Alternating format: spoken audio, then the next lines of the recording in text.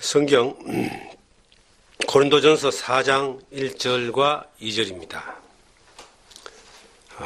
고린도전서 4장 1절 사람이 마땅히 우리를 그리스도의 일꾼이요 하나님의 비밀을 맡은 자로 여길지어다. 그리고 맡은 자들에게 구할 것은 충성이니라. 아멘. 오늘은 고린도전서 4장 1절에서 2절의 말씀을 통하여 하나님의 비밀을 맡은 자라는 제목으로 함께 은혜 나누기를 원합니다. 하나님의 비밀을 맡았다 하는 이 말씀을 가지고 오해의 소지를 불러일으키는 경우들이 있습니다. 특별히 하나님 말씀을 전하는 사람들이 자기가 하나님의 말씀을 맡았다라고 하는 것이 틀린 말은 아닌데 자칫 이래 잘못 들으면 자기만 하나님의 말씀을 맡았다 이렇게 특별한 존재로 부각이 되어지고 그게 조금 더 심하게 나가면은 교주 같은 그러한 자기만이 하나님의 말씀을 전할 수 있고 또 하나님의 말씀을 받을 수 있고 하나님의 말씀을 가질 수 있다라고 하는 그런 이제 잘못된 쪽으로 이 말씀을 써먹는 사람들이 있어요. 그렇기 때문에 하나님 말씀을 맡았다라고 하는 그 자체가 정확한 의미가 뭔가에 대하여 이해하지 못할 때는 그런 엄청난 잘못을 저지를 수가 있습니다. 또 반면에 나는 하나님의 말씀을 맡은 것이 아니기 때문에 하나님의 말씀과 상관없이 좀 등한히 여기면서 살아도 된다라고 또 그렇게 여기는 사람들이 일반적인 많은 성도들, 크리스찬들이 가지는 인식이기도 합니다. 이것도 좀 문제가 있습니다. 성경이 지금 말하고 있는 하나님의 말씀을 맡았다라고 하는 의미를 정확하게 이해하지 못하기 때문에 어떤 경우는 지나치게 주도적인 존재가 되어가지고 하나님의 영광을 도둑질하는 그런 잘못을 범하고 어떤 경우는 지나치게 방관자가 되어서 하나님 말씀하고 나하고는 그렇게 중요하게 연관을 시키지 않고 자유롭게 편안하게 그렇게 사는 경우가 있습니다. 그런데 성경이 우리에게 말하는 이 하나님 말씀을 맡았다라고 하는 것은 그 두 가지 전자에 소개드린 그 좀 잘못된 두 가지의 생각과는 전혀 다른 내용입니다. 여기서 하나님의 말씀을 맡았다라고 하는 것은 하나님이 어떤 사람에게 하나님에게 붙들림 받은 부름을 받은 일꾼이든 청지기 성경에 여기서 일꾼이다 그리스도의 일꾼이다라는 이 말은 그리스도에게 팔려온 노예다 그리스도에게 속한 청직이다 이런 의미를 가지고 있습니다. 사탄의 권세 가운데 있는 사람들을 예수님이 핏값을 지불하고 그 사람을 예수님의 종으로 예수님의 사람으로 옮겨놨어요. 그래서 예수님의 사람으로 옮겨진 사람 예수님이 십자가에 피 흘려서 죄의 값을 지불하고 구원한 그 사람들을 그리스도인 혹은 크리스찬 그럽니다. 그리스도에게 속한 사람 좀 심하게 말하면 그리스도에게 팔린 사람 그리스도가 핏값을 주고 산 사람 이 사람들을 점잖하게 이야기하면 그리스도의 일꾼 그리스도의 청직이다 이렇게 말할 수 있습니다.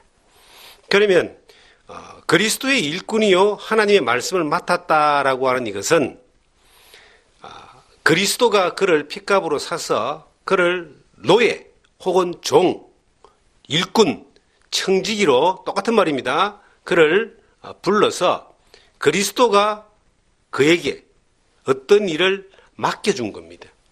하나님이 그 그리스도의 핏값을 주고 산 그 사람을 하나님의 자녀라 그럽니다.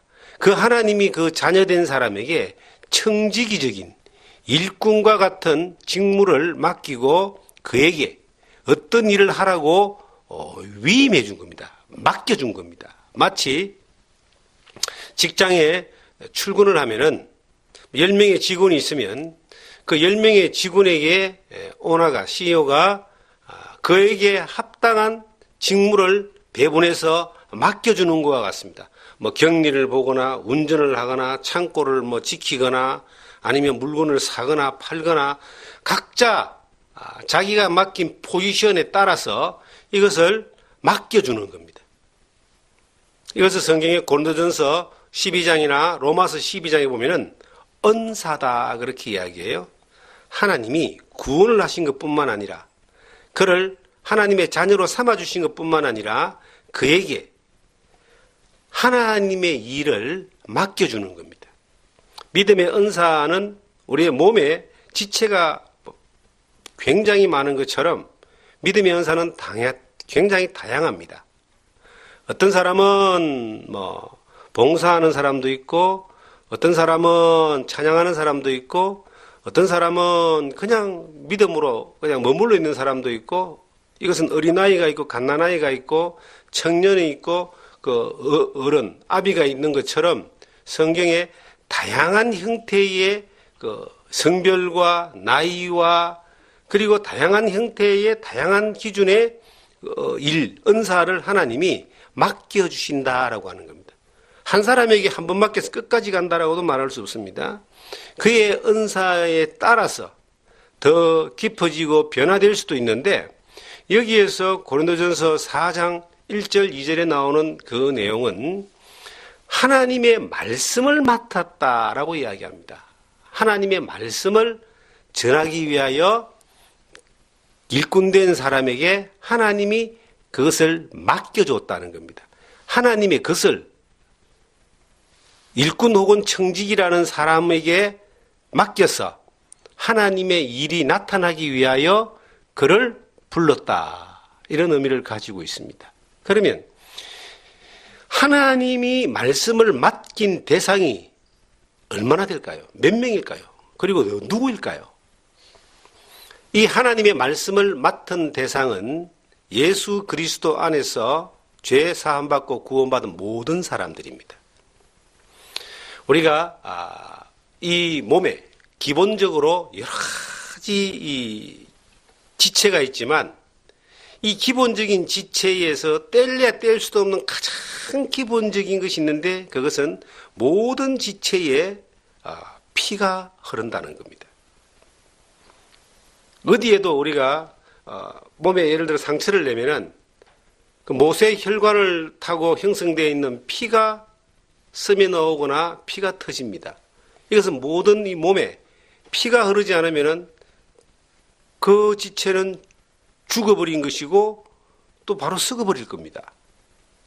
마찬가지로 하나님이 성도들에게 하나님의 자녀된 사람들에게 그리스도의 일꾼이라고 하는 그리스도에게 핏값을 주고 팔림받은 그리스도인이라고 하는 사람들에게 기본적으로 맡겨준 어떤 지체든 어떤 은사든 기본적으로 맡겨준 하나의 우리 몸의 피와 같은 절대적인 통일성을 가지고 있는 하나의 일이 있는데 그것이 하나님의 말씀을 전하는 겁니다. 하나님의 말씀을 맡은 겁니다.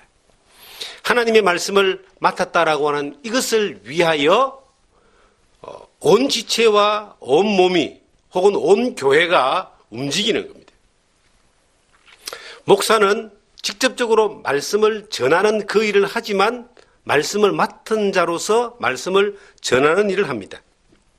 성도들은요, 말씀을 맡은 사람으로서 그 일을 위하여 각자의 포지션에서 은사를 따라서 찬양을 하든 봉사를 하든 방송을 하든 아니면 청소를 하든 그 교회 안에서 그 지체 안에서 자기에게 맡겨진 일을 합력하여서 선을 이루는 일을 하는 것입니다.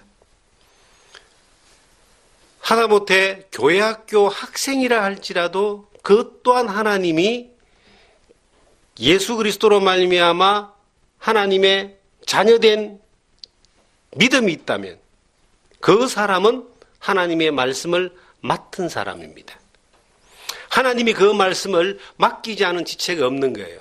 몸에 붙어있는 어떤 지체라도 그 피가 흐르지 않는, 통과되지 않는 그러한 지체가 없는 것처럼 우리가 예수 그리스도 안에서 하나님의 자녀된 모든 사람들은 어떤 연령대든 어떤 위치든 간에 기본적으로 하나님이 맡겨주신 것은 그리스도의 피, 하나님의 뜻, 바로 하나님의 말씀을 전하는 겁니다. 예수 그리스도의 복음을 전하기 위하여 이 땅에 교회가 존재하는 겁니다. 하나님의 영광을 위하여 이 땅에 교회가 존재하는 겁니다. 그것을 위하여 하나님이 모든 성도들에게 하나님의 말씀을 맡겨주셨다라고 이렇게 성경은 우리에게 말하고 있습니다. 그런데 이 1절에 보시면 이런 말씀이 있어요. 사람이 마땅히 우리를 그리스도 일꾼이 하나님의 비밀을 맡은 자로 여길지어다라고 이렇게 기록되어 있습니다.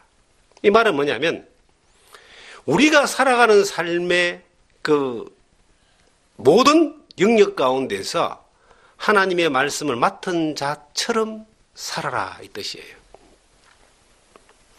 교회가 하나님의 말씀이 전해지는 것이 아니고 교회가 하나님의 말씀을 빙자한 다른 것들이 만약에 전해진다면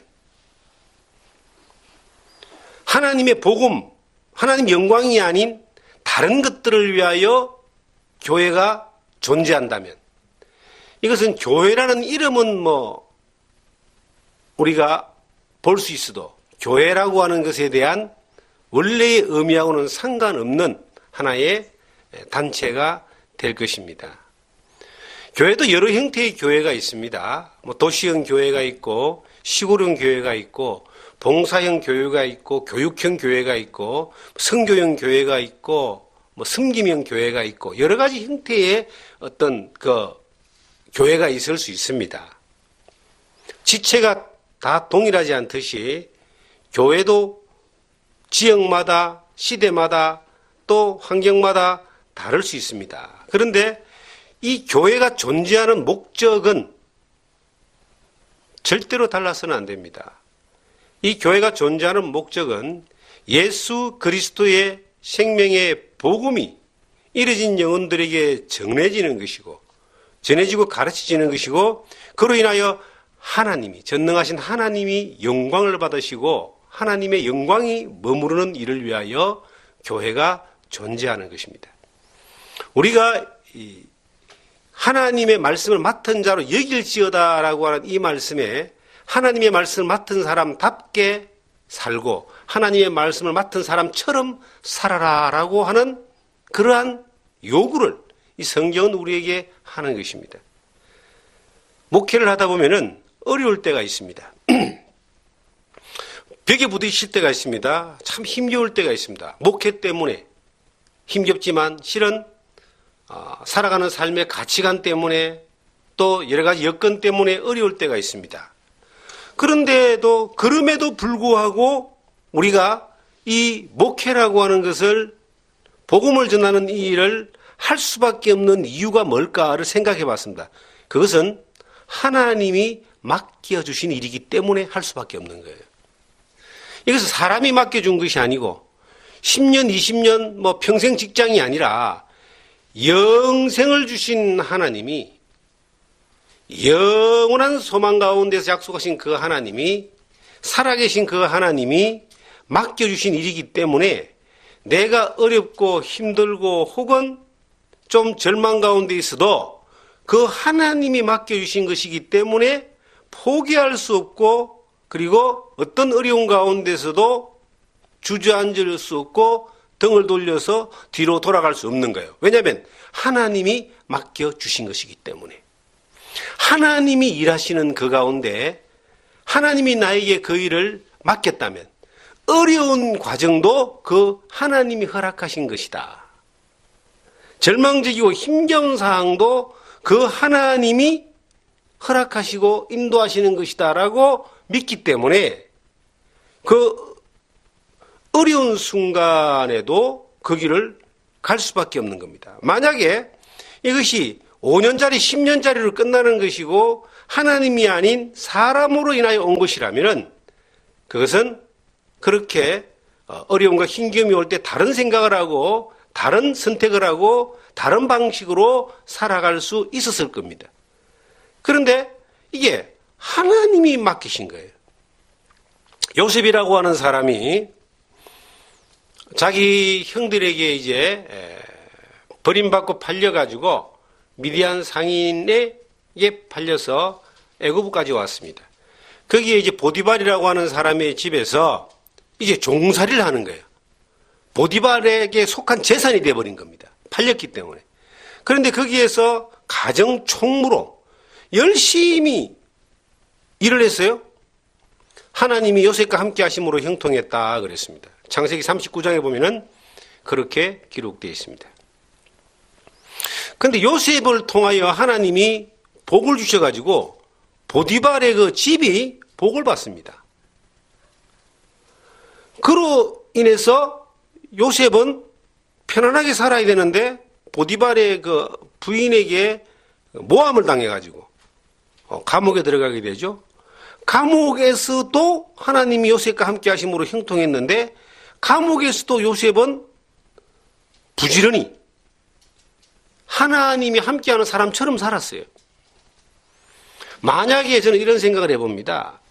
요셉이 자기 아버지 야곱과 함께 있을 때에 누렸던 그 하나님의 은혜와 그 평안함과 그 축복을 가지고 살다가 형들에게 배신당하고 팔려가지고 보디발의 집에 노예로 들어갔을 때에 아이고 하나님이 나를 버렸구나 내 인생 끝났구나 하고 포기해버렸더라면은 아마 요셉은 그냥 이름 없는 사람으로 살다가 갔겠죠. 그런데 요셉이라는 사람은 자기 아버지 야곱의 집에 있을 때도 하나님이 그와 함께함을 꿈을 통해서 보았고 약속을 통해서 보았습니다. 그런데 그가 애굽의 보디발의 집에서 노예로 팔려갔을 때도 동일하게 하나님이 그를 인도함을 그는 경험한 거예요. 그렇게 또 여기며 살은 겁니다. 그래서 성경은 요셉이 하나님과 함께 하나님이 요셉과 함께 하심으로 그가 형통했다는 말씀을 창세기 39장에 40장에 계속 기록을 하고 있습니다. 이건 뭘 의미하느냐면은 우리가 살아가는 삶의 여정 가운데 하나님이 맡기신 일이 있는 사람, 하나님이 그와 함께하는 증거가 있는 사람들은 형통할 때나 평안할 때나 불통할 때나 슬플 때나 어려울 때나 평탄할 때나 어느 환경 가운데서도 하나님이 그와 함께하는 것뿐만 아니라 하나님이 그에게 일을 맡겼다라고 하는 사명감을 가지고 있는 사람으로 살기 때문에 포기할 수 없는 겁니다.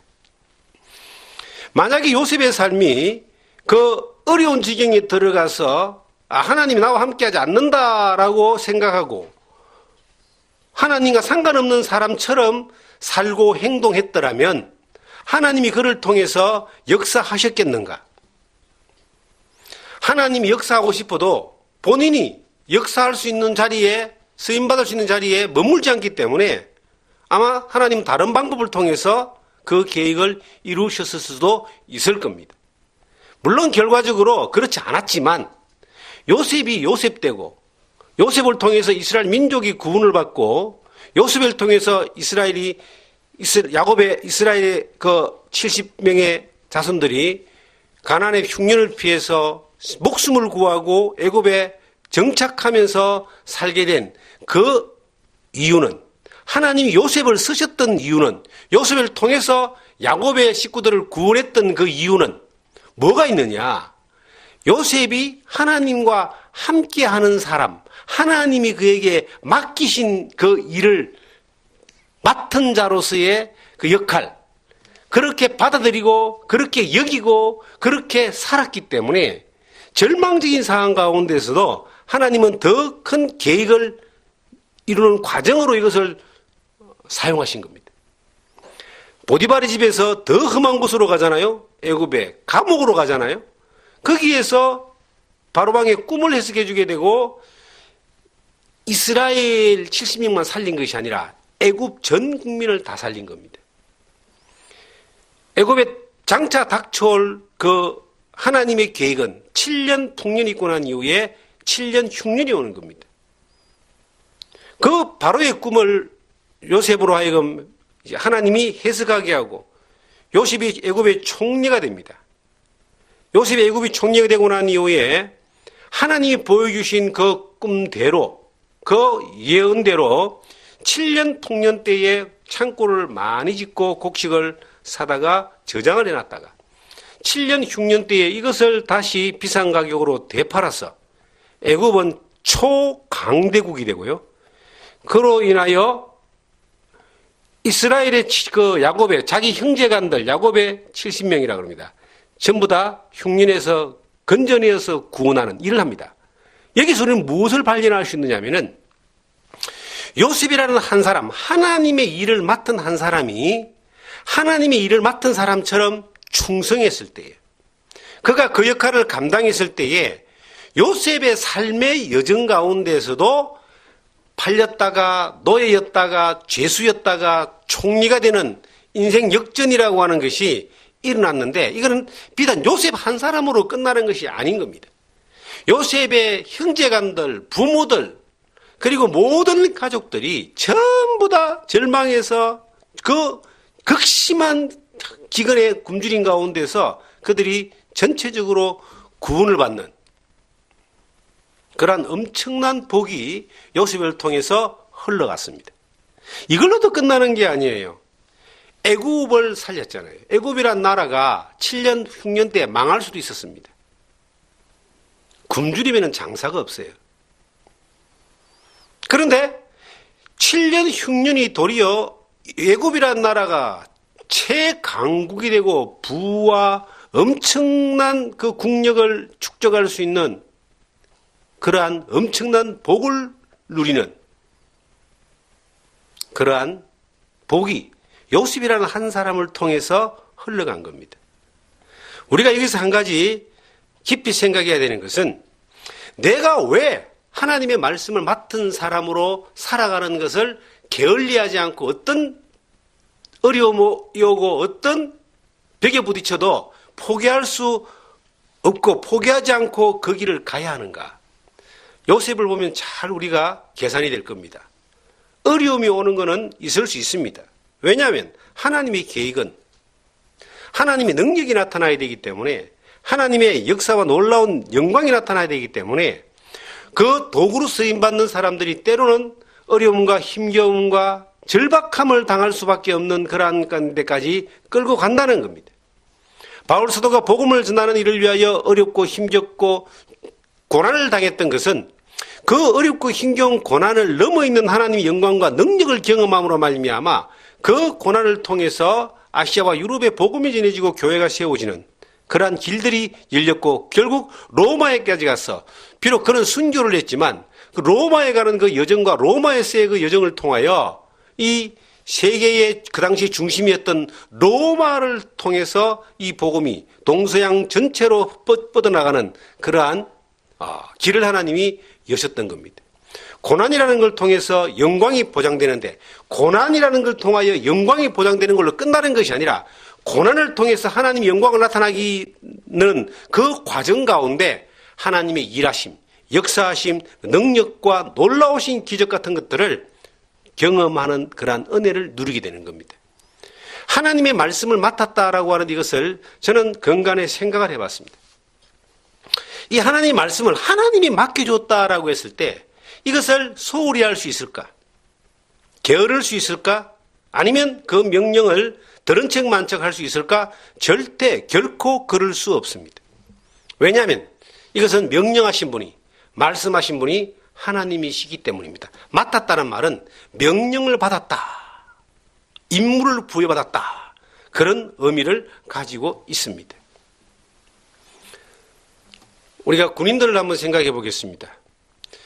전쟁 영화 같은 것을 이래 보면은 이해하지 못한 명령을 내리는 그러한 내용들이 많이 나옵니다. 뻔히 죽을 줄 알면서 한 군대를 적진을 향해서 막 보내버립니다. 오늘 아침에 우리 양구에 대한 이야기 잠깐 나왔는데, 양구에 사는 그 목사님 한 분이 얼마 전에 이제 겨울에 그 양구 펀치볼 시래기를 좀 보내주셔가지고 시래기를 맛있게 먹었습니다. 요즘은 시래기, 무꼭다리 시래기도 건강 상품이 돼가지고 굉장히 인기가 있답니다. 근데 이제 그분하고 이렇게 대화를 나눠보면은 양구에 가면 펀치볼이라고 하는 그러한 곳이 있습니다. 지금 저희가 사는 여기가 해발 330m잖아요. 양구라는 동네 전체가 해발 한 700m, 800m 정도 된답니다. 600에서 800 정도의 고지인데, 거기에 이제 펀치볼이라는 고지가 있는데, 이 6.25 전쟁 때에 가장 많은 사람이 전투에서 죽은, 전사한 곳 가운데 하나가 그 양구 펀치볼이라는 곳이라는 겁니다. 휴전 협정이 이제 들어갈 때에 조금이라도 더 땅을 차지하기 위해서 이제 전쟁이 벌어졌는데, 하루에도 뭐 2번, 3번 이래 그 펀치볼의 고지에 점령군이 바뀔 정도로 그렇게 끊임없이 전쟁이 일어났는데요. 그게 일단 이제 우리 국군이 점령을 해가지고 그 양구 땅 그쪽 지역을 이제 우리 남한 땅으로 이렇게 편입이 됐다. 이런 그런 전설 같은 이야기가 있습니다. 얼마나 많은 사람들이 죽었냐. 그 당시에는 6탄전으로 올라가서 이제 차지해야 되는데요. 뻔히 죽을 줄 알면서도 군대를 보내는 거예요.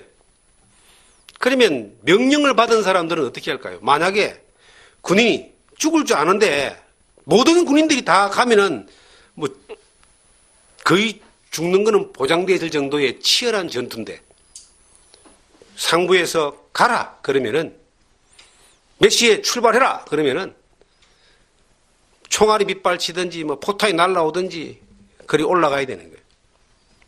그렇게 많은 사람이 그 펀치볼 그곳에서 전사를 했다라고 하는 암울한 역사를 들었습니다. 이 맡은 자라고 하는 것은 그 이상의 의미를 가지고 있습니다. 군대에 사령관이 명령을 해도 군인들은 따라야 됩니다. 만약에 따르지 않으면은, 전시에 만약에 명령을 따르지 않으면은 바로 총살입니다.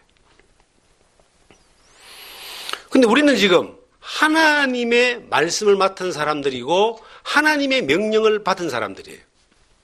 그 하나님이 우리에게 말씀했습니다. 내가 너에게 말씀을 전하는 하나님의 말씀. 이것은 복음을 포함한 하나님의 영광, 하나님의 뜻입니다. 특별히 예수 그리스도의 생명의 복음을 전하는 이 일은 모든 그리스도인들에게 맡겨져 있는 아주 기본적인 그러한 명령입니다. 특별히 하나님의 말씀을 전하는 목회자에게 왜 목회를 하느냐라고 물어봤을 때에 왜 목회를 합니까? 이유가 분명해야 됩니다. 저는 왜 이 복음을 전하고 이 목회를 하느냐? 이유가 분명합니다. 예수 그리스도의 생명의 복음, 구원의 복음을 잃어진 영혼들에게 전하는 것 때문에 목회를 시작했습니다. 그리고 그 일이 하나님의 영광을 위한 것이고, 그 일에 하나님의 영광을 위하여 하나님 맡기신 분의 명령을 따라서 수행할 때 이것이 하나님의 영광을 위한 것이고 하나님의 뜻을 이루는 것이라고 믿기 때문에 목회라는 겁니다. 그거 외에는 이유가 없습니다. 그거 외에 다른 여러 가지 부분들은 있어도 되고 없어도 되고 그렇게 중요한 것이 아닙니다. 저는 그런 고민을 해봤습니다. 먹고 사는 것 때문에 목회를 한다면 얼마나 이것이 참 힘들까? 이곳에 이제 와서 우리가 예배당을 지금 건축하고 있습니다. 그리고 주변의 환경들을 계속 손을 보고 있습니다. 근데 이걸 노동이라고 생각을 했을 때에 아무런 이 자기 만족만을 위한 아무런 다른 계획이 없이 자기 만족만을 위한 것이라고 생각했을 때에 이거는 쓸데없는 짓입니다. 그렇게 할 필요가 없다고 저는 생각을 해요. 그리고 이것이 어떤 대가를 위한 노동이라고 생각했을 때 이게 즐거움이 없을 것 같아요. 힘들 것 같아요. 그리고 피하고 싶을 것 같아요.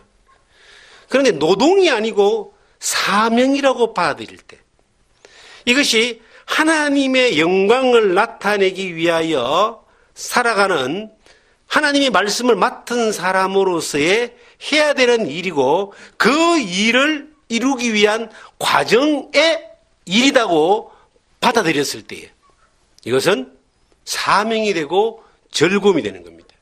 왜 우리가 하는 그 일에 대하여 어려움이 오고 힘겨움이 오고 벽에 부딪혔을 때도 포기하지 않고 등을 보이지 않고 그 길을 직진할 수밖에 없느냐? 첫째는 분명한 하나님의 명령이기 때문입니다. 하나님이 맡겨주셨기 때문에, 하나님이 함께 하시기 때문에. 둘째는 하나님은 반드시 상을 주십니다. 상을 받기 위해서 하나님의 말씀을 따라 순종하고 하나님 말씀을 충성한다라고 하면은 너무 계산적인 것 같이 생각하지 않습니까? 그런데 그런 계산은 좀 하고 살 필요가 있습니다. 진정한 그 소망을 가진 사람들은, 진정한 하나님의 살아계심을 믿고 경험하고 살아가는 사람들은 그 소망이 하늘에 있습니다.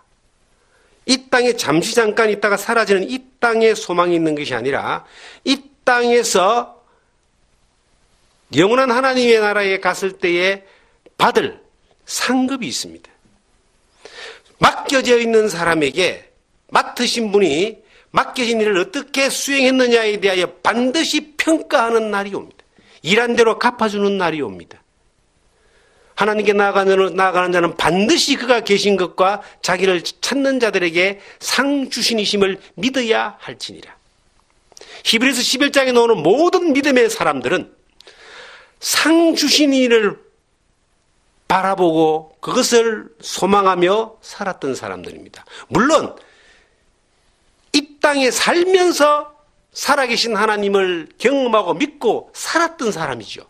그러나 그들에게는 소망이 상 주시님을 바라보는 소망이 있었습니다.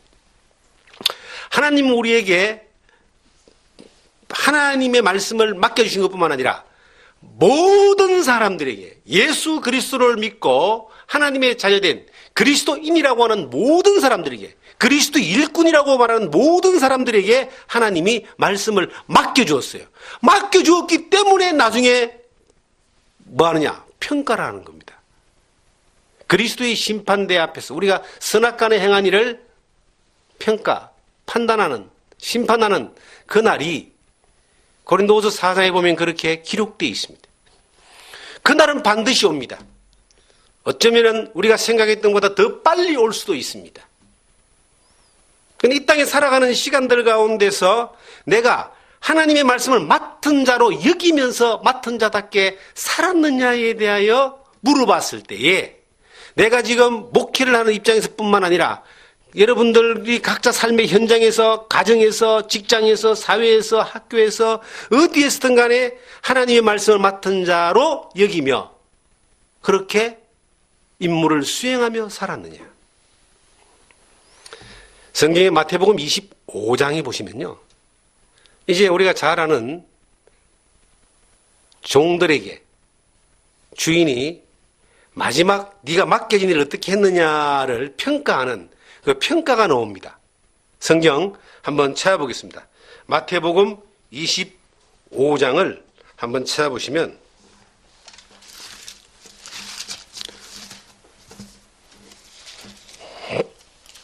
24장 먼저 한번 보겠습니다. 24장 45절을 보시면은 44절부터 제가 보겠습니다. 이러므로 너희도 준비하고 있으라. 생각하지 않은 때에 인자가 오리라. 충성되고 주위에 있는 종이 되어 주인에게 그 집 사람들을 맡아 때를 따라 양식을 나눌 자가 누구냐. 주인이 올 때에 그 종이 이렇게 하는 것을 보면 그 종이 복이 있으리로다. 자, 이게 보니까요, 이 주인이 올 때에 맡겨진 것을 가지고 집 사람들을 잘 양식을 나눠준 그 사람, 주인이 다시 올 때에 그 사람은 복이 있다 그래요. 다른 말로 하면 상이 있다 이 말입니다. 그런데 맡겨놨는데 맡은 일을 하지 않고 세월을 허비하고 자기만을 위해서 살고 주인이 맡긴 임무와 상관없는 삶을 살았다. 그 사람은 어떻게 되느냐? 주인이 왔을 때에 엄청난 화가 있습니다. 악한 종이다. 그 뒤에 보시면 47절에 내가 진실로 너희에게 이르노니 주인이 그의 모든 소유를 그에게 맡기리라. 만일 그 악한 종이 마음에 생각하기를 주인이 드디어 오리라 하여 동료들을 때리고 술 친구들과 더불어 먹고 마시게 되면 생각지 않은 날에 알지 못하는 시각에 그 종이 주인이 이르러 엄히 때리고 외식하는 자가 받는 벌에 처하리니 거기서 슬피며 이를 갈미 있으리라. 엄히 때리고 이 벌을 받는다. 악한 종이다. 벌을 안 받아도요, 악한 종이라는 그런 평가 하나만으로도 그의 삶이, 평생의 삶이 결론이 되어지는 겁니다. 마태복음 25장에 봐도 착하고 충성된 종이 나오고 악하고 게으른 종이 나옵니다. 이것은 주인이 분명히 맡겨놓고 다시 와서 뭐한다? 평가한다. 그 평가할 일이 우리에게 점점 지금 다가오고 있습니다. 여러분과 제가 지금 현재 살아가는 이 삶의 의식이 청지기적인 의식, 하나님의 말씀을 맡은 자로서의 그 의식을 가지고 살아가야 됩니다. 다 목회자가 아니고 다 전도자가 아니고 다 봉사자가 아니라 할지라도 각자가 맡겨져 있는 자리, 처해 있는 환경 가운데서 하나님이 여러분들을 부르셔서 여러분들을 하나님의 말씀을 맡은 사람으로서 그렇게 살아가게끔 하나님이 요구하고 계십니다. 왜냐하면 그분은 우리를 예수 그리스도의 피값을 주고 우리를 하나님의 자녀로 그리스도의 종으로 일꾼으로 우리를 불러주셨기 때문입니다. 우리가 받은 바된 그 놀라운 은혜와 사랑을 생각만 해도 하나님 앞에 정말 무엇으로 보답해야 될지 우리가 너무나 큰 빚을 지고 있습니다. 바울 사도는 본인이 빚진 자라 그랬습니다. 빚진 자란 말은 뭐예요? 자기의 생명을 빚졌다. 나를 위해서 예수 그리스도가 대신 피 흘려서 죄값을 갚아주고 예수님의 목숨의 빚을 내가 졌다는 겁니다. 그래서 바울 사도는 고린도전서 9장에 그가 고백하기를 자기가 하나님의 말씀을 맡은 자로서 이 일을 행하는 것은 부득불 행하는 것이다. 이런 말이 나요. 부득불. 부득불이란 말은 하기 싫어도 한다. 원하지 않아도 한다. 안 하면 안 되니까 한다. 이게 부득불 행하는 겁니다. 하나님의 말씀을 전하고 하나님의 말씀을 맡은 사람으로 살아가기를 선택했을 때에 우리가 부딪히는 환경 가운데 불이익을 당하거나 아니면 내가 소망이 끊어지거나 포기되거나 앞으로의 어떤 삶의 희망마저도 포기해야 되는 그러한 때가 올 수도 있습니다.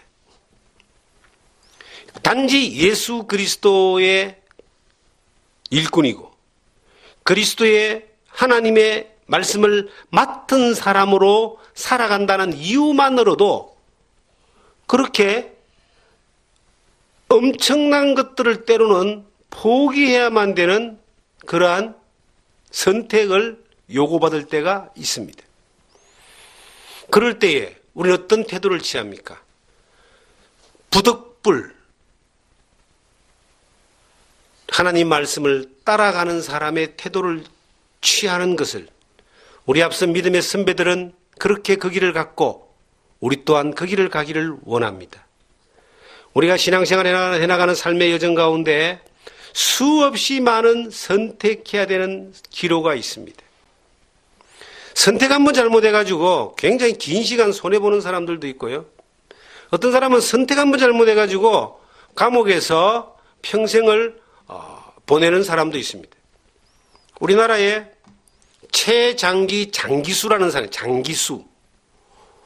오랫동안 감옥에 갇혀가 있는 사람 중에 90살이 넘은 사람이 있대요. 이 사람들이 사상범이라 그러죠. 이 사람들이 우리나라 이제 남북 분단의 시대 가운데 이 북쪽의 공산주의 주체 사상에 좀 이래 한순간 젊을 때, 학교 다닐 때, 대학교 다닐 때 이걸 이제 사상 교육을 받고 이 대한민국의 헌법을 부정하는 그러한 이런 일을 저질렀다가 재판을 받았는데요. 무기징역을 선고받은 거예요. 그 당시는 70년대는 그랬습니다. 근데 아무것도 한 게 남한테 피해를 준 것도 없고 도둑질한 것도 없고 재산을 국가에 대항한 것도 없는데 그것 때문에 들어갔어요. 근데 이 사람은 딱 하나만 하면은 감옥에서 나올 수 있어요. 딱 하나. 사상을 포기하면 되는 겁니다. 그리고 사상을 전향하면 됩니다. 그럼 나와요. 바로 나와요. 근데 안 나와. 한순간 잘못된 이념이 들어가가지고 이것에 의하여 재판을 받고 감옥에 가서 지금 90살이 넘어도 못 나오고 있어요. 얼마 전에 뉴스에 한번 나왔더라고. 상당히 가슴 아픈 일이죠. 분단 국가에서 일어나는 참 가슴 아픈 일인데 그런 걸 보면서 이런 생각을 해봤습니다.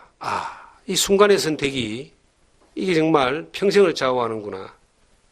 한 번의 그 선택을 잘못한 것 때문에 평생을 감옥에서 보내는 그 사람을 생각하면서 이런 생각을 해봤습니다. 한 번의 잘못된 선택이 하나님의 일을 맡은 사람으로서의 그 복을 끝내버릴 수도 있다. 내가 하나님의 말씀을 맡은 사람으로서 누리는 복은 나에게서 끝나지 않습니다. 요셉 한 사람에게서 끝나지 않고 요셉의 가족과 그 국가를 살렸습니다. 모세라는 사람을 한번 보겠습니다. 모세가 하나님의 말씀을 선택했을 때에 아무도 하나님을 몰랐던 시대입니다. 놀라운 것은요, 모세가 하나님의 말씀을 선택할 때 이 출애굽기 2장 3장을 가서 볼 때 하나님의 사람이라는 민족이라는 이스라엘 민족 가운데서도 하나님을 그렇게 바로 믿은 사람이 없었어요. 제사도 없고 율법도 없고 하나님의 약속도 없고 그냥 애굽에 종살이했던 그러한 이스라엘 민족들. 그런데 요셉 한 사람이 하나님께 분을 받았습니다. 하나님의 명령을 받았습니다. 모세는 어떤 마음을 가졌느냐? 명령에 충성하는 맡은 사람의 자세를 가졌던 거예요. 저는 출애굽기, 레위기, 민수기, 신명기를 보면서 정말 모세라고 하는 그 한 인물에 대하여 매료될 수밖에 없습니다. 그는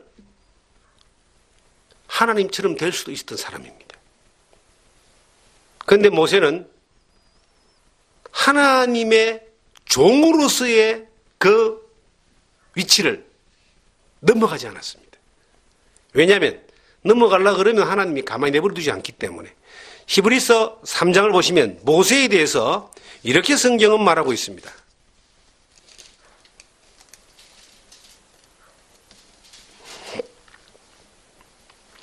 여기 보니까 2절에 보시면 그는 자기를 세우신 이에게 신실하시기를 모세가 하나님의 온 집에서 한 것 같이 하셨으니. 모세가 하나님의 집에서 무슨 일을 했느냐? 5절에 보면요.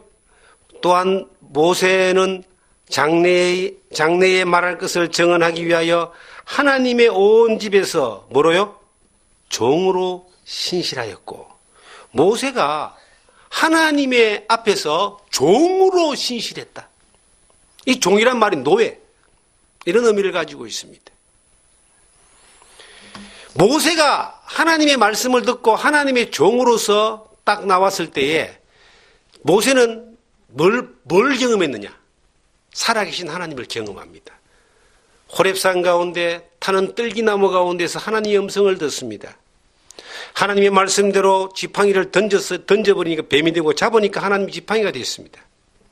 모세가 그 지팡이를 의지하여 애굽 왕 앞에, 그 두려운 애굽 왕 앞에 가서 하나님의 말씀을 전하라는 그대로 전합니다. 하나님의 말씀을 딱 전해보니까 하나님 말씀대로 되는 걸 경험했습니다. 10가지의 재앙이 그대로 나타나고요. 마지막 6월절 재앙을 통해서 이스라엘이 구원받는 일들을 보게 되고요. 홍해가 갈라지는 놀라운 능력을 보았습니다. 홍해가 갈라지는 것은 모세의 기적이라 그러는데 저는 그게 동의하지 않습니다. 홍해가 갈라지는 것은 모세의 기적이 아닙니다. 하나님의 기적이죠. 하나님이 그렇게 하라는 것을 신실한 종이 그대로 하니까 하나님의 말씀대로 되어진 겁니다. 모세가 그렇게 했는데 모세 한 사람을 통해서 어떤 일이 벌어졌는가? 모세만 하나님이 그에게 복을 주신 것이 아닙니다. 우리가 복 그러니까요. 복에 대한 개념이 뭐 돈벼락 맞고 뭐 부자 되고 권력 얻는 거 그걸 성경에서 말하는 복이라고 하지 않습니다. 하나님의 능력이 나타나고 하나님의 영광이 나타나고 하나님께 쓰임받는 사람으로 나타나는 복을 이야기하는 겁니다. 그런데 그렇게 모세가 하나님 앞에서 신실한 종으로서의 역할을 맡은 자로서의 역할을 감당하니까 모세에게 끝나는 게 아니야. 하나님의 능력이, 역사가, 하나님의 기적이 이스라엘 전 백성이 장정만 60만 명이나 되는 이스라엘 온 백성이 그 지긋지긋한 애굽에서의 구원을 받고 홍해를 나오고 그리고 광야에서 40년을 살면서 엄청난 능력과 기적을 보고 하나님 영광을 바라보게 됩니다. 이것이 복인 겁니다. 여러분과 제가 한 사람이지만 한 사람 한 사람이 하나님 앞에서 하나님의 말씀을 맡은 사람으로서의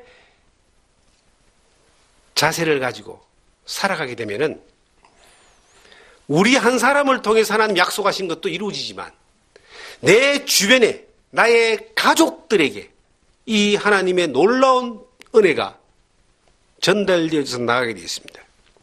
주 예수를 믿어라. 그러면 너와 네 집이 구원을 얻으리라 그랬거든요. 내가 예수를 믿으면 내가 구원받는 거 당연하죠. 이 구원받는 것이 영원히 구원받는 걸로만 생각하면 안 됩니다. 영원히 구원받죠. 죄사함 받죠. 그런데 삶 전체를 하나님이 구원해 주는 거예요. 삶 전체를 하나님이 책임져 주는 거예요. 삶 전체를 통해 하나님이 역사하는 거예요. 그럼 이것이 내 집으로까지, 내 가장 가까운 집으로까지 가게 되고 이것이 더 넓어졌어.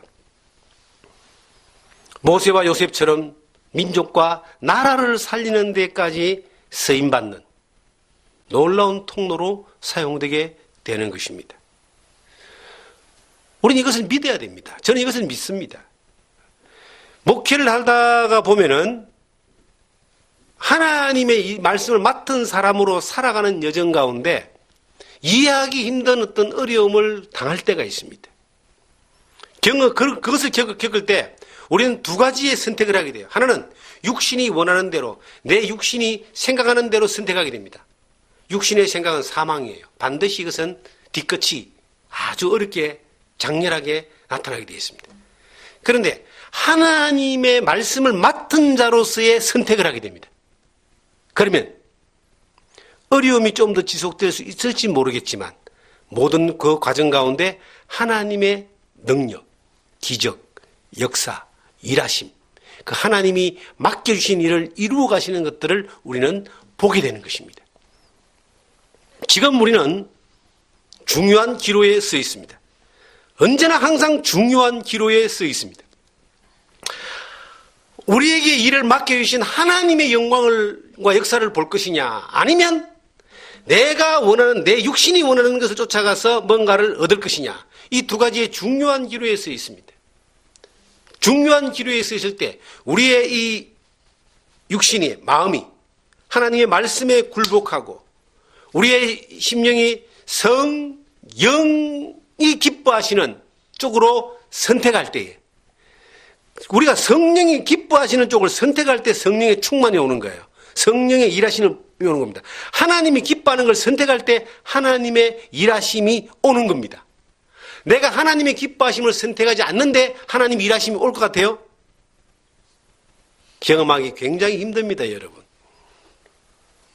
그런데 하나님이 기뻐하는 걸 내가 선택을 해요. 그러면 하나님의 일하심은 자동적으로 이어집니다. 왜? 그 일이 하나님이 원래 계획하셨던 일이기 때문에 그 일을 이루어 주시는 겁니다. 사랑하는 우리 성도 여러분, 주님 안에서 살아가는 삶 가운데서 우리의 수많은 실패의 자리를 돌이켜볼 때에 그 실패의 자리에는 항상 하나님이 기뻐하지 않는 하나님의 말씀을 맡은 자로서의 그 선택이 아닌 것들을 선택함으로 말미암아 그 결과가 왔을 겁니다. 그런데 비록 어렵고 힘들었던 순간들이 지나가더라도 하나님이 기뻐하시고 하나님의 말씀을 맡은 사람처럼 선택했을 때에 그 여정 가운데 하나님의 일하심과 능력과 역사하심을 우리는 보아왔고 또 오늘도 보고 있는 겁니다. 지금 우리는 여기서 이제 이 인적더문 그렇게 많은 사람이 살지 않는 곳에서 교회를 지금 건축하고 있습니다. 근데 조그마한 교회를 이제 건축해서 전원교회의 형태로 이제 준비 중에 있는데 늘 이곳을 바라보면서 준비하는 과정 가운데 변함없는 기도가 있습니다. 이 전은 하나님의 집이다. 건물이 뭐 하나님의 집이다라고 말하기에는 그거는 좀 안 맞습니다. 그런데 이곳에 교회가 세워지는 것은 하나님의 집이다. 하나님의 전이다. 하나님의 집과 하나님의 전에 목적에 맞는 일이 이루어지기를 원하는 기도가 있는 겁니다. 간단합니다. 예수 그리스도의 생명의 구원의 복음이 각 사람에게 전해지는 귀한 통로로 사용되어지는 겁니다. 수많은 사람이 아니라 할지라도 정말 하나님의 계획 가운데 있는 진리를 사모하는 영혼들, 하나님의 은혜 가운데서 복음을 들어야 되는 사람들에게 예수 그리스도의 복음을 전하는 그 전해지는 통로로 이 교회가 사용되어지기를 원하고, 그리고 그로 인하여 하나님의 뜻이 우리 가운데 만천하에 증거되어지고 하나님의 영광만 온전히 받는 이 교회, 이 건물, 이 하나님의 집이 되어지기를 바라는 그 기도만이 끊임없이 계속 되어집니다. 어떤 일이 일어날지는 알지 못합니다. 그러나 한 가지 확실한 것은 우리가 하나님의 말씀을 맡은 사람으로서 맡은 사람답게 살아가는 모든 과정 가운데 이것을 선택하고 따라간다면 하나님의 역사하심이 하나님의 계획 가운데서 이루어질 것이다. 바울은 자기가 원하지 않았지만은 예루살렘으로 가서 자기가 원하지 않았지만 죽음이 기다릴 로마까지 가는 여정을 두려워하지 않고 그 길을 걸어갔고 로마에서 하나님의 그 영광이 나타난 일을 위하여 살다가 순교했습니다. 베드로뿐만 아니라 모든 믿음의 사람들은 각자가 그렇게 하나님이 인도하시는 길을 따라서 맡은 자로서의 사명을 감당하다가 우리 전 시대에 이름 없는 수없이 많은 그리스도인들, 하나님을 말씀을 따라 순종했던 많은 믿음의 선배들이 그 길을 갔을 겁니다. 우리가 위대한 일, 큰 일은 못한다 할지라도 우리가 하나님께 맡은 자로서 하나님이 맡겨준 그 일에 대하여 충성하고 그 일을 선택해 갈 때에 하나님의 그 맡기신 하나님의 역사와 하나님의 뜻이 이루어질 줄 저는 믿습니다. 사람에게 보이려고 이 일을 한다면은 이거는 정말 슬픈 일입니다. 사람의 평가라고 하는 것은 그렇게 중요하지가 않습니다. 어떤 사람을 놔놓고요, 평가하는 사람들은 각자가 다 자기 입장에서 평가합니다. 옛날에 어떤 젊은 부부가 이혼을 할 정도의 아주 극심한 싸움이 일어나는 걸 제가 봤습니다. 그래서 그 부부를 각자 제가 만나서 상담을 했습니다. 도와주고 싶었어요. 물론 지금 그 부부는 잘 살고 있습니다. 그런데 그 당시에는 정말로 막 다시는 꼴도 보기 싫을 정도로 살림이 다 깨질 정도로 극심하게 다투었습니다. 그래서 이야기를 들어봤습니다. 왜 그런가 하고 들어봤더니 참 재밌는 이야기를 하더라고요. 싸움은 당사자가 붙었는데 자기들은 이제 만약에 이혼을 하게 되면은 자기 집안은 걱정이 없다는 거예요. 왜냐? 이 여자 쪽에서는 여자 집안은 다 여자가 하는 말만 다 100% 듣기 때문에 남자가 아주 나쁜 사람이 되고, 남자 집안에서는 남자가 하는 이야기만 듣고 남자 편만 되니까 여자가 아주 나쁜 사람이 되니까 자기들이 이혼을 해도 정당한 이유가 다 있다. 이렇게 이제 이야기하는 것을 각자 이야기를 하면서 제가 들으면서 깜짝 놀랐습니다. 그때 제가 놀란 것은 사람은 어떤 입장에서도 어떤 경우라도 자기 편에서 다 이야기하고 또 자기 어떤 관계가 있느냐에 따라서 이 선글라스를 노란 걸 끼면 세상이 노랗게 보는 것처럼 그렇게 보는구나. 그래서 사람들에게 어떻게 보일 것이랑 보이고 평가받는 것을 사람들은 신경 쓸 수밖에 없구나. 그걸 이제 생각해 본 적이 있습니다. 물론 이제 그 부분은 지금 정말 주 안에서 서로 화해하고 용서하고 잘 살고 있습니다. 왜 이런 이야기를 하느냐 하면은 우리가 비록 복음을 전하고 하나님의 말씀을 전한다 할지라도 모든 사람에게 있어서 좋은 평가를 받고 좋은 판단을 받는 것은 아니라는 겁니다. 사람은 각자가 보는 대로 혹은 누군가에 의해서 씌워져 있는 그 선글라스, 프리즘, 그 덮어쓴 어떤 기준에 의해서 보는 겁니다. 직접적으로 확인되지 않은 부분들에 대해서는 그렇게 될 수밖에 없습니다. 바울 사도마저도 엄청난 비난과 판단을 받았던 사람입니다. 그러나 바울 사도의 태도는 뭐냐면 하나님의 말씀을 맡은 자라면 하나님의 그 앞에서 하나님 앞에 받는 평가를 따라서 하나님을 따라 살면은 그 나중에 상을 주시는 분은 하나님이지 나를 평가하고 판단하고 혹은 공격하는 그 사람들이 아무리 세력이 크고 아무리 맞는 말을 만들어가지고 했다 할지라도 그건 하나님 앞에서 0.001%도 반영되는 것이 아니다. 저는 이걸 배웠습니다. 결국 최종 평가는 하나님 앞에서 1대1로 받는 것입니다. 바울 사도가 그렇게 말씀하고 있습니다. 밑에 보시면 고린도전서 4장을 보시면은 그렇게 이제 마무리를 짓고 있습니다. 자, 이게 이제 2절부터 보시면 그리고 맡은 자들에게는 구할 것은 충성이다. 맡은 사람에게 충성해야 된다는 말씀을 드렸고요. 3절입니다. 너희에게나 다른 사람에게나 판단받는 것이 내게는 매우 작은 일이라. 나도 나를 판단하지 아니하노니 내가 자책할 아무것도 깨닫지 못하나 이로 말미암아 어렵다 함을 얻지 못하노라. 다만 나를 심판하실 이는 주시니라. 그러므로 때가 이르기 전에 곧 주께서 오시기까지 아무것도 판단하지 말라. 그가 어둠에 감추인 것들을 드러내고 마음의 뜻을 나타내시리니 그때 각 사람에게 하나님으로부터 칭찬이 있으리라. 참 저는 이 말씀이 엄청난 삶의 어떤 선택의 큰 기준이 된 말씀입니다. 다른 사람에게 판단받는 거 별로 중요하지 않다. 나를 판단하시는 분은 오직 주님이시다. 나도 나를 판단하지 않는다. 그렇다고 내가 잘났다는 것이 아니다. 내가 스스로 어렵다고 얘기할 만큼 그렇게 스스로 어려운 존재가 아닙니다. 예수 그리스도 때문에 어려운 사람이고 어렵다 하시기 때문에 그 믿음으로 내가 어렵다를 받은 것이지. 그런데 중요한 것은요. 이 판단받는 것은 작은 것이다. 신경을 써도 그건 그렇게 중요한 것이 아니다. 하나님 앞에서 주님 앞에 판단받는 것이다. 하나님의 말씀을 맡은 사람으로 하나님의 말씀을 따라 살면은 마지막에 은밀한 모든 것들을 하나님이 다 나타나게 하시고 그 하나님으로부터 칭찬이 있으리라. 이 땅에서 억울한 게 안 풀어질 때가 있습니다. 걱정하지 마십시오. 주님 앞에 가면 다 풀어지게 되어 있습니다. 이 땅에서 우리가 이해되지 않는 그러한 그 일들이 있습니다. 너무 그 속상해하지 마십시오. 잠시 잠깐 오면 주님 앞에 서게 되는데 그때 다 드러나게 되어 있습니다. 이 땅에서 왜 하나님이 저런 사람들을 심판하지 않느냐라고 억울해하지 마십시오.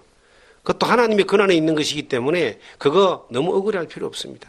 주님 앞에 서면은 감추었던 모든 것들이 다 드러나게 되어 있습니다. 이 땅의 모든 부분들을 사람을 속일 수 있고 사람에게 처세할 수 있고 사람 앞에 인정받을 수 있고 사람에게 잘 이렇게 높임받을 수 있지만 하나님 앞에 섰을 때는요 벌거벗은 것처럼 드러난다고 성경에 기록되어 있습니다. 저는 모세나 요셉처럼 바울처럼 충성된 사람으로서 역할을 감당하는 그 이상을 넘어갈 필요가 없습니다. 내가 아무리 많은 일들을 했다 할지라도 맡은 자로 셌다면 주님이 하신 겁니다. 내가 영광받을 필요가 없습니다. 내가 고생한다고 해서 억울해하지 마십시오. 주님이 그 모든 것들을 보상해 주십니다. 아니 그 모든 과정 가운데 하나님이 역사하십니다. 하나님 앞에서 그렇게 정말 어느 날 우리가 주님 앞에 섰을 때에 주님이 우리를 이 말씀처럼 각 사람으로부터 칭찬이 있으리라. 각 사람이 하나님으로부터 칭찬이 있으리라 하신 그 하나님 앞에 받을 칭찬. 사람 앞에서 칭찬받으면 우쭐한 마음이 있지만 그건 잠깐 지나갑니다. 칭찬 뒤에도 뭐가 있어요? 칭찬 뒤에도 비수가 꽂힐 수도 있습니다. 사람은 그렇습니다.